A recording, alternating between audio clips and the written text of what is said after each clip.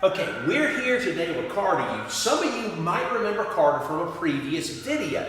We did a video about trying to find Carter a forever home. Carter was a special needs dog.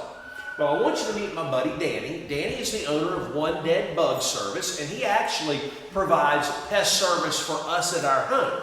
And we were talking about what we did at Mostly Mutts, and we showed him a video that we just shot of Carter. And Danny, what happened? You called me back, and what was your question? Oh, if I could get him. I fell in love with him. Oh, those poor guy had no fur, and I'm getting goosebumps now thinking about it. It was a mess. He needed some help. Danny, now you have a background in doing dog rescue. Tell them a little bit about what you did in college. I used to rehome fight dogs. It was a very prominent sport, it was terrible in South Georgia.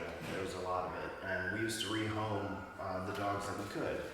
And I ended up taking one of the bait dogs home with me because we couldn't rehome him, and I had to relieve myself from the program because if you're not able to let a dog go in that program, you have to be cut from it because you can't just take them all home. Yeah. So I moved up to Atlanta. He lived with me for about 15 years, and after about a 6-month break, after he had passed at 15 years old, I saw this guy. It was gonna take a little longer of a break, but he needed a place, and I had a place in my house, and I wanted to try, see what I could do with him.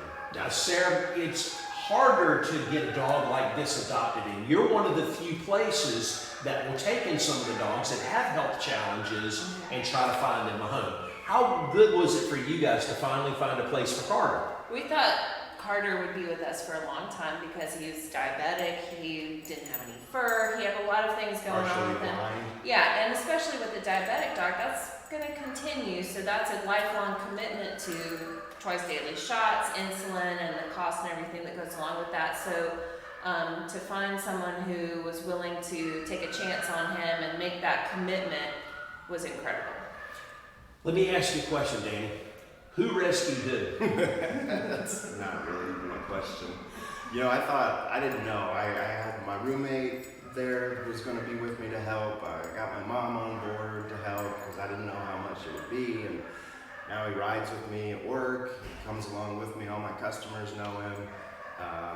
He's a great ride for a long pal. He's less work than I ever could imagine it would be.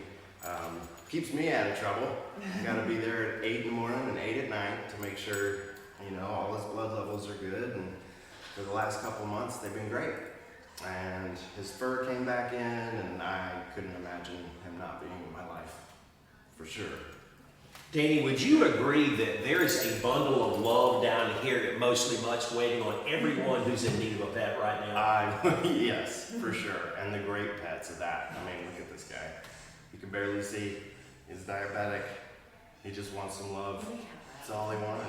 He looks great. He'll let you play with his Y'all come on down to Mostly Mutts and you can help out.